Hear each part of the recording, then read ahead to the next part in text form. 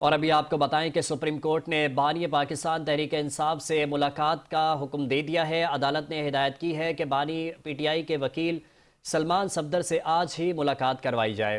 अहम खबर से अपने नाजरीन को आगाह करें। सुप्रीम कोर्ट ने बानी पाकिस्तान तहरीक इंसाफ से मुलाकात का हुक्म दे दिया है। अदालत ने हिदायत की है कि बानी पीटीआई की वकील सलमान सफदर से आज ही मुलाकात करवाई जाए।